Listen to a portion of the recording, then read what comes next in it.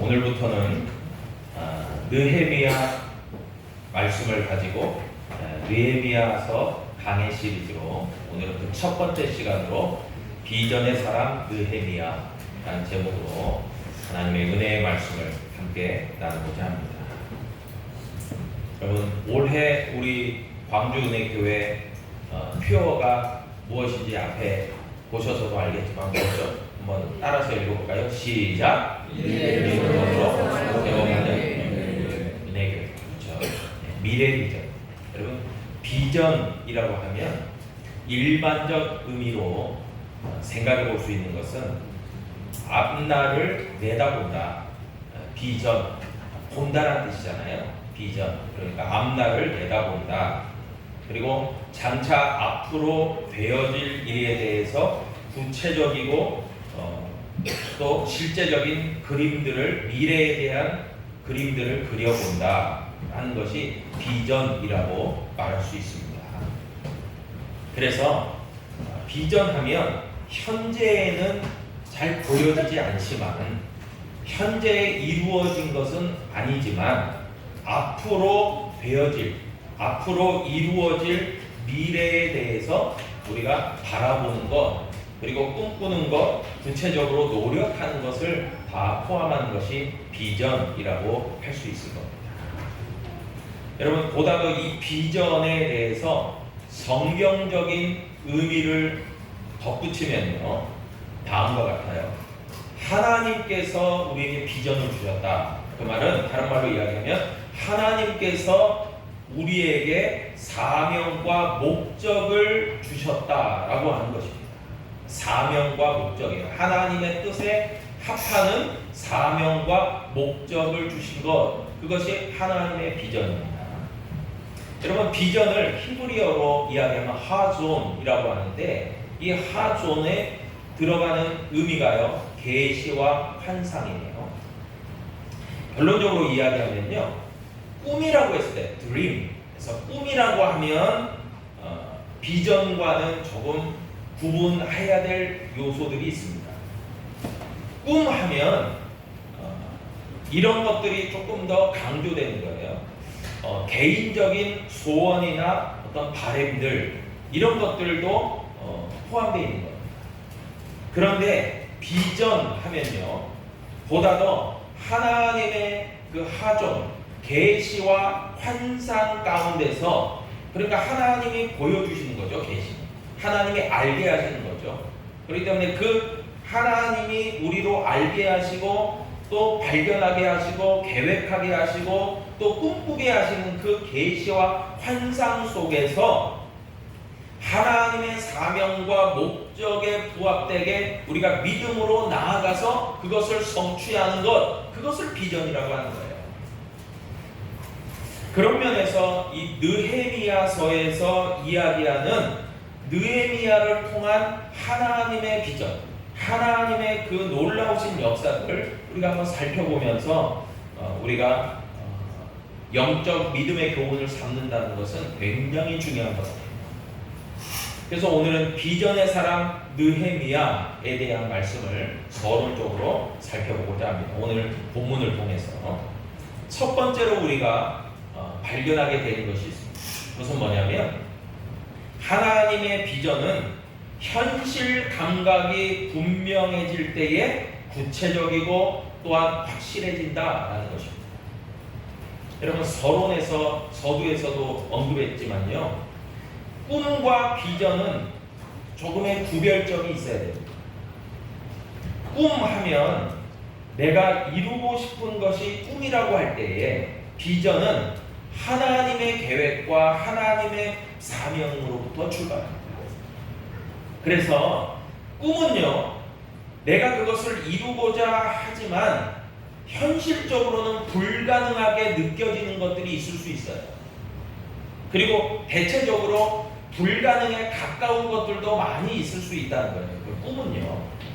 그래서 예를 들어서 초등학교 아이들에게 장래의 꿈이나 장래의 희망을 물어봐요. 그러면 경우에 따라서 조금 차이는 있겠지만 상당히 현실 감각이 떨어지는 의견들을 이야기할 때가 참 많아요. 난 이렇게 되고 싶어요. 나 이거 하고 싶어요. 하는데 아이들이 현실 감각이 없어요. 그래서 되고 싶은 것은 막 얘기해요. 그러나 그것에 대해서 별로 구체적인 방안이나 노력은 없어요. 그러면 잘 이루어지지 않겠죠. 그런데 대부분의 경우 고등학생 정도 되는 아이들에게 너 장래 꿈이 뭐야? 비전이 뭐야? 이루고 싶은 게 뭐야? 희망이 뭐야? 라고 물어보면 상당히 현실적인 대답을 합니다. 왜 그렇습니까? 이유가 있어요. 현실을 알아요, 이제. 그리고 자기의 위치를 아는 거예요. 그래서 이건 도저히 어렵겠는데, 이건 도저히 안 되겠는데, 현실 감각이 생기게 된다는 거예요. 여러분, 그래서요, 하나님의 비전은요, 여러분 꿈꾸는 것 같지만요, 현실 감각을 기반으로부터 출발하는 거예요. 덮어놓고 이거 될 수 있어. 이것은 될 것 같아. 이 막연한 게 아니에요. 하나님의 비전은요, 철저하게 현실 감각으로부터 시작된다라는 것을 우리는 오늘 본문을 통해서 발견하게 되는 거예요. 여러분, 예를 들어서요, 중국이 제가 잘은 모르지만 우리나라의 축구 실력이 상당히 높죠. 전 세계 한 200여 국가 중에 10%에 해당하는 20위권 이상 됩니다. 그러니까 상당히 우리나라 대한민국 축구가 굉장히 잘하는 편이에요. 그런데 중국은 어떻습니까? 중국은 월드컵에 한 번도 나가지 못하죠. 피파 랭킹도 아마 거의 100위권에 가까우죠. 그렇게 엄청난 인구를 갖고 있으면서, 그리고 그 중국의 정치 지도자들도 많은 투자를 그렇게 약속하고 하고 있지만 그게 되질 않는 거예요. 이게 구호로 안 되는 거예요. 왜 그렇습니까? 체계적으로 밑바탕부터 유소년 축구부터 해서 단계적 시스템이 잘 갖추어져 있고, 그리고 선진 축구를 잘 도입하고, 또 그 축구 선수들이 어린 나이 때부터 유럽 선진 축구를 많이 유학하고 거기서 많이 뛰어보고 부딪혀보고 하면서 많은 시간이 걸릴지라도 성장하고 발전하는 시스템을 갖추지 않으면 그게 되지 않는 거죠. 여러분, 그래서 꿈꾼다라는 것은요, 단순한 구호로서는 불가능한 거예요. 그래서 하나님의 비전의 속성이 있습니다. 하나님의 비전은요, 꿈꾸는 것 같은 것으로 그치는 것이 아니라 그것을 뛰어넘는 현실적인 자기 성찰과 진단과 현실 감각으로부터 출발한다는 거예요. 그게 차이점입니다. 여러분, 그런 점에서요, 오늘 본문 느헤미야 1장 2절로 3절에 보니까 느헤미야의 비전의 출발점이 여기서부터 출발해요. 현실 감각이에요. 본문은 이야기합니다. 내 형제들 가운데 하나니가 두어 사람과 함께 유다에서 내게 이르렀기로 내가 그 사로잡힘을 면하고 남아있는 유다와 예루살렘 사람들의 형편을 물은즉 그들이 내게 이르되 사로잡힘을 면하고 남아있는 자들이 그 지방 거기에서 큰 환난을 당하고 능욕을 받으며 예루살렘 성은 허물어지고 성문들은 불탔다 하는지라. 그 당시의 시대 배경은 이렇습니다. 이미 이스라엘은 남과 북으로 솔로몬 사후에 나눠졌죠. 북이스라엘과 남유다로요. 그러나 북이스라엘은 기원전 722년에 아수르에 의해서 패망을 했죠. 나라가 없어져 버렸죠. 그리고 나머지 그 유다, 남쪽에 있는 유다도 바벨론에 의해서 멸망을 당하게 됩니다. 그리고 그들은 바벨론의 포로로 다 끌려가죠. 대다수가요. 그리고 그 바벨론 제국을 멸망시키는 제국이 페르시아 제국입니다. 페르시아. 그리스와는 아주 굉장히 치열하게 싸우는 그런 페르시아죠. 그 페르시아의 아닥사스다 왕 때에 이 느헤미야가 사람이에요. 그러니까 나라는 이미 없어졌어요. 패망을 했어요. 그리고 바벨론을 지나서 페르시아의 시대가 된 겁니다. 페르시아 제국의 시대. 그때의 아닥사스다 왕의 술을 맡은 관원이 바로 느헤미야입니다. 여러분, 왕이 마시는 포도주를 먼저 맛보고 독이 있는지 없는지를 검사하는 이 역할이요, 술을 맡은 관원이에요. 왕의 술을 맡았을 뿐만이 아니라 술을 맡았다는 것은 왕의 건강을 가장 지근 거리에서, 가까운 거리에서 먼저 체크하고 확인하는 그런 직책이기도 해요. 그리고 왕의 지근 거리에 있기 때문에 왕이 어떠한 사항에 있어서 하문을 할 때에 이거는 이렇습니다라고 조언도 할 수 있는 그런 위치였어요.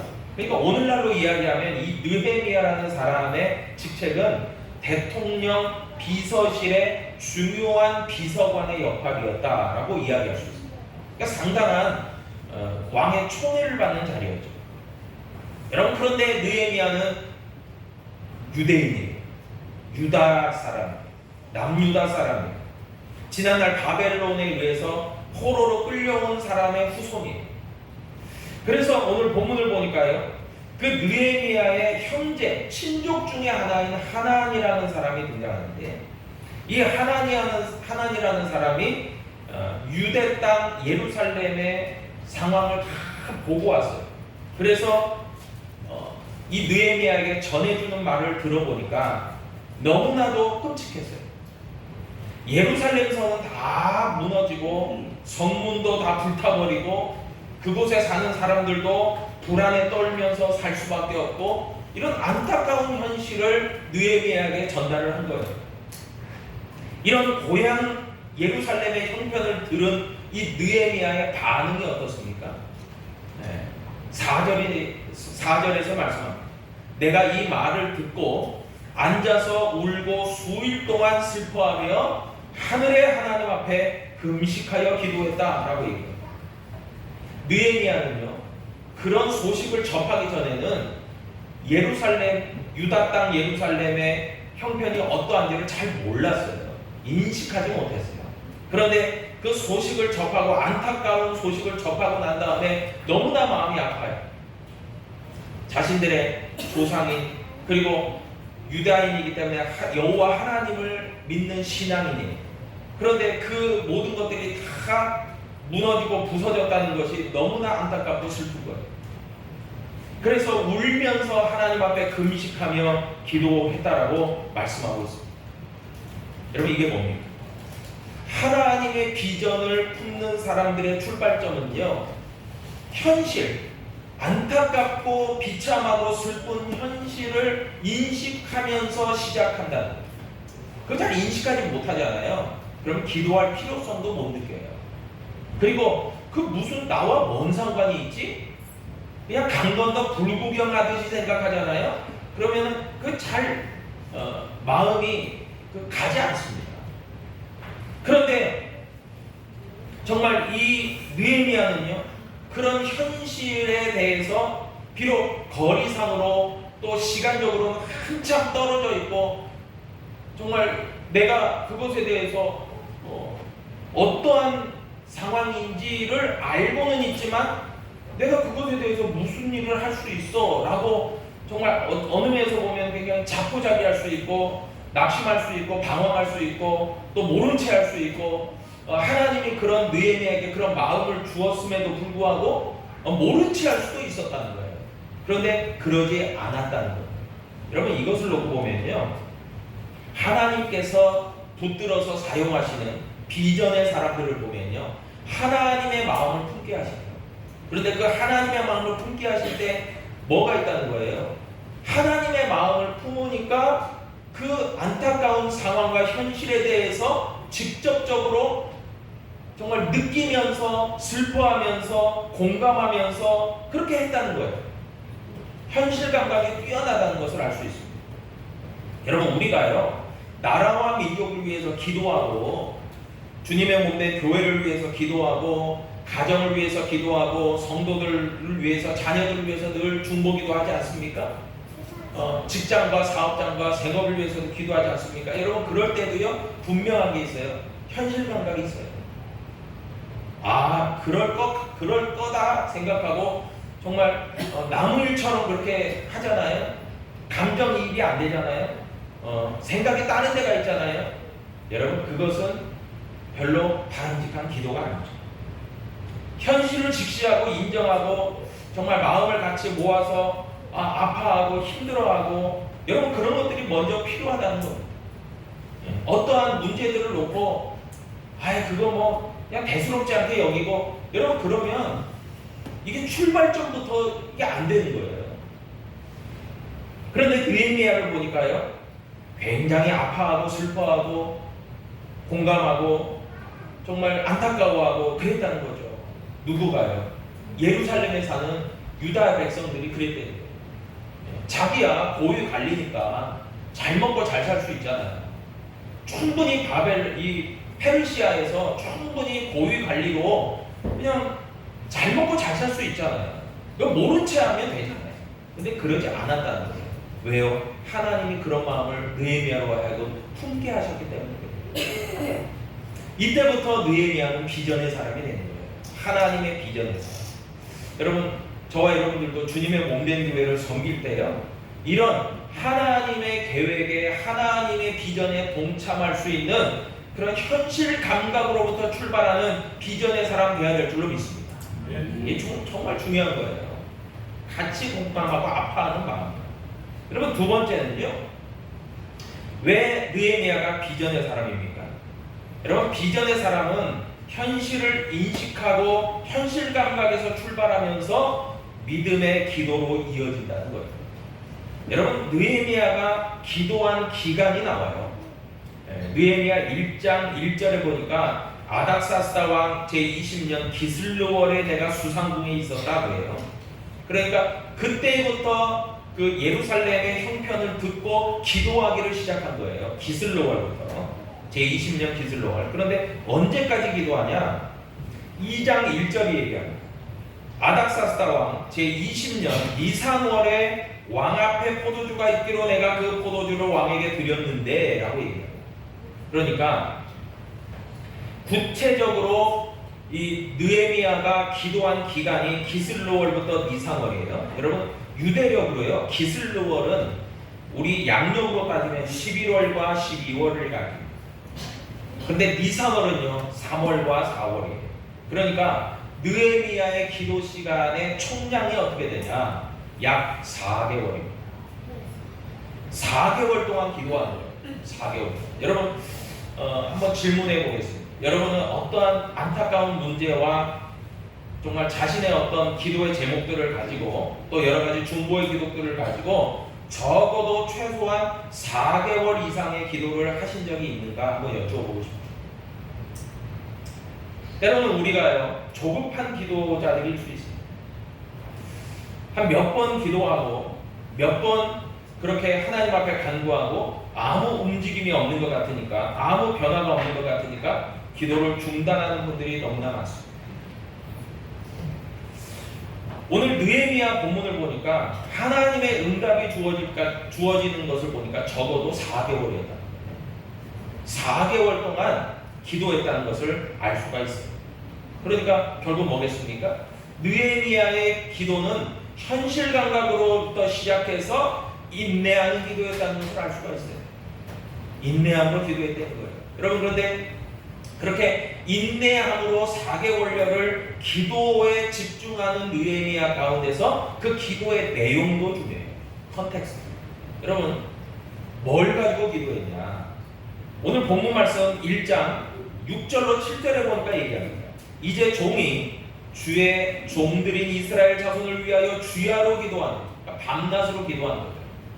주야로 기도하는데 우리 이스라엘 자손이 주께 범죄한 죄들을 자복하오니 주는 귀를 기울이시며 눈을 여시사 종의 기도를 들으시옵소서. 나와 내 아버지의 집이 범죄하여 주를 향하여 크게 악을 행하여 주께서 주의 종 모세에게 명령하신 계명과 율례와 규례를 지키지 아니하였느냐. 자 보세요. 느헤미야의 4개월의 기도가, 집중 기도가 시작이 되는데 뭐부터 기도하냐? 지난날 유다 백성들이 하나님 앞에 범죄한 것을 들어서 하나님 앞에 회개의 기도로 나아가고 있습니다. 여러분, 하나님의 응답이 주어지는 원리가 있어요. 주야 주세요 주세요. 달라 한다고 하나님의 응답이 있는 게 아니라 인내로 기도하면서도 하나님이 원하시는 것을 기도해요. 그게 무엇입니까? 회개. 여러분, 회개가 뭐라고 생각하십니까? 회개는요, 되돌이킴입니다. 회개는 변화예요. 여러분, 지난날 이렇게 예루살렘 성이 회파된 근본 원인이 있어요. 예루살렘에 안타까움이 있는 근본적인 원인이 있어요. 그것은 뭐냐면 유다 백성들의 범죄였어요. 유다 백성들이 하나님의 법을 지키지 않고 하나님의 법을 어기고 제멋대로 할 때에 많은 선지자들을 통해서 하나님은 경고하셨어요. 그렇게 하지 말라고. 그런데 저들이 교만하고 범죄함을 계속 이어가요. 그래서 하나님의 징계를 받음으로 저들은 망하는 망국의 한을 갖게 됐습니다. 그것을 지금 느헤미야가 알고 있는 거예요. 하나님, 왜 이렇게 예루살렘이 패망하고 왜 예루살렘이 이렇게 어렵습니까? 라고 하나님을 원망한 게 아니에요. 이렇게 원망한 것이 아니라 이런 사태가 벌어진 것이 다 하나님을 향한 범죄함입니다 라고 깨닫고 기도하는 거예요. 여러분, 저는 참 이런 부분들이 굉장히 중요하다고 생각해요. 실제적인 변화는 어디에서 일어나요? 자기 성찰. 자기 성찰은 뭡니까?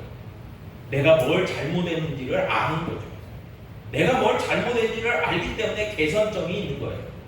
그런데 계속해서 변명하고 핑계를 대고 나는 그렇게 하려고 안 했는데 어쩔 수 없었다 이렇게 자꾸 핑계대고 변명하잖아요. 여러분, 회개도 개선점도 변화도 그리고 하나님의 응답도 주어질 수가 없습니다. 여러분, 그런 걸로 보면요, 느헤미야의 기도의 내용도 굉장히 중요합니다. 여러분, 그러면서 9절에서 얘기합니다. 이 9절이요, 굉장히 또 중요한 포인트예요. 만일 내게로 돌아와 내 계명을 지켜 행하면 너희 쫓긴 자가 하늘 끝에 있을지라도 내가 거기서부터 그들을 모아 내 이름을 두려고 택한 곳에 돌아오게 하리라 하신 말씀을 이제 청하건대 기억하옵소서. 뭐예요? 하나님 앞에 범죄함을 아뢰면서 회개 기도함과 동시에 여러분, 그렇게 회개 기도로만 끝난 게 아니라는 거예요. 회개하면서 하나님 잘못했습니다라고 하면서 뭡니까? 하나님과 솔직히 말하면 딜을 해요. 이게 착한 포인트예요. 여러분, 우리가요 하나님 앞에 나아갈 때 이런 게 좀 있어야 돼요. 하나님, 제가 정말 잘못했습니다. 하나님, 제가 참 문제가 많습니다. 이런 문제들이 있습니다. 그래서 이렇게 됐군요 라고 하면서도 결국 뭡니까? 하나님의 은혜를 구해야 해요. 하나님의 은혜와 긍휼과 자비를 구할 줄 알아요. 이게요 사실 딜이지만 이 딜이 참 어떻게 보면 뻔뻔한 딜이에요. 왜요? 하나님 앞에 뭐 맡겨놨습니까? 하나님이 우리에게 뭐 빚졌나요? 그런데요, 느헤미야는요, 또한 느헤미야를 포함한 믿음의 성도들은요, 우리들도 마찬가지예요. 하나님 앞에 좀 뻔뻔하려면 뻔뻔해야 돼요. 하나님, 제가 잘못했다고요. 근데 나 좀 용서해 주시고 나 좀 잘 되게 해주세요. 이런 뻔뻔함의 기도도 필요한 거예요. 아멘? 네, 최창호 왔을 때, 그죠? 네. 뻔뻔해야 됩니다. 네. 뻔뻔해야 돼요. 하나님이 은혜를 좀 베푸세요. 아니, 나 사랑하시잖아요. 아니, 날 좀 잘 되게 해주시라니까요. 복 주신다고 약속하셨잖아요. 그걸 기억해 주세요. 이러니까. 여러분, 참 느헤미야의 기도는요, 그런 의미에서요, 결론을 내리자면 느헤미야의 기도는 회개의 기도와 함께 하나님의 약속을 붙드는 기도였어요. 회개의 기도와 함께 하나님의 약속을 붙드는 기도. 여러분, 우리가 하나님의 응답을 구할 때 이 영적 원리를 잘 활용하시기를 축복합니다. 그래서 하나님 앞에 기도할 때요, 회개함으로 나아가는 기도, 그리고 하나님의 약속을 구하며 붙들고 좀 하나님께 좀 뻔뻔하지만 이렇게 기도할 필요가 있는 거죠. 여러분, 그래서 비전의 사람들은요, 현실 감각으로부터 시작해서 현실을 직시하고 그러면서도 하나님 앞에 지은 범죄와 악행을 아뢰고 회개하고 용서를 구함과 동시에 뭐예요? 하나님의 은혜 가운데서 하나님의 구원과 회복을 붙드는 기도가 필요한 것이죠. 이게 느헤미야의 굉장한 이 포인트예요. 여러분, 또한 이제 마지막으로 보니까요, 이 비전의 사람 느헤미야가 된 이유가 있어요. 현실 직시와 그리고 영적인 기도, 회개와 하나님의 약속을 붙드는 기도에 의해서 이어서 마지막으로요, 현실적 실행력이 바탕이 된 그 모습을 우리는 함께 보게 돼요. 11절을 보세요. 주여 보아오니 귀를 기울이사 종의 기도와 주의 이름을 경외하기를 기뻐하는 종들의 기도를 들으시고 오늘 종이 형통하여 이 사람들 앞에서 은혜를 입게 하옵소서 하였더니 그때에 내가 왕의 술관원이 되었습니다. 느헤미야가요, 현실을 직시하면서 기도하면서 깨달은 게 있어요. 하나님의 응답을 구하면서도요, 현실적으로 놓고 보니까 이 문제, 예루살렘의 문제가 해결되기 위해서는 하나님의 은혜 가운데서 누가 움직여야 되는지를 확인하게 됩니다. 절실하게 깨닫게 됩니다. 그건 뭐냐면 자기가 섬기는 아닥사스다 왕이에요. 여러분, 현실적으로 아닥사스다 왕의 허락과 도움이 없으면 이건 절대적으로 불가능하다는 것을 깨닫게 됩니다. 여러분, 기도할 때 그러기 때문에 여러분, 하나님의 지혜가 있어요. 기도하면서 하나님이 번뜩이는 아이디어를 주시고 지혜를 주실 때가 있어요. 여러분, 그거 붙잡고 믿음으로 실행하는 거예요. 어느 목사님이 그러시더라고요. 개척교회를 할 때에 그분이 많은 걸 느꼈나 봐요. 그러면서 어느 분들에게 그런 질문을 하는 거예요. 그 후배 목사님들에게.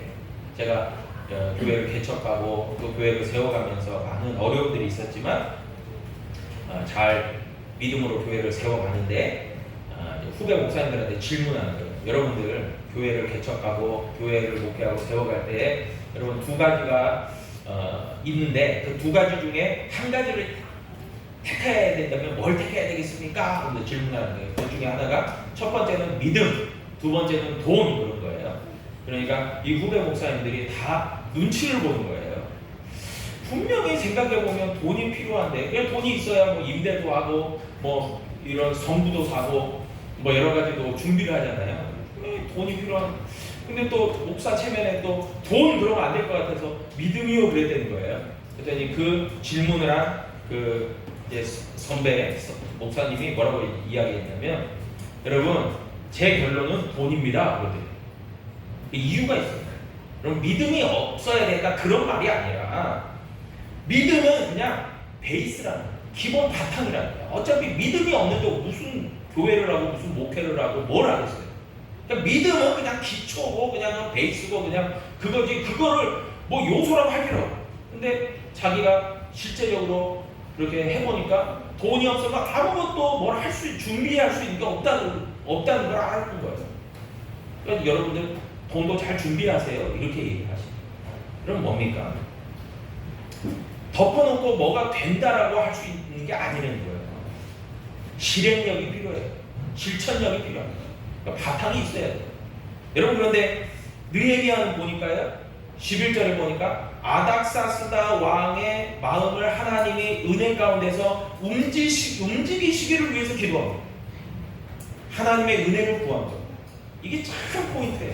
여러분, 그래서 바라기는 저와 여러분들이 하나님의 계획에 부응하는 그런 비전의 사람 되기 위해서 현실 감각과 함께 그리고 영적인 믿음의 기도와 함께 이런 믿음의 실행력이 있는, 그래서 하나님의 비전을 구체적으로 정말 이루어갈 수 있는 저와 여러분 될 수 있기를 축복합니다.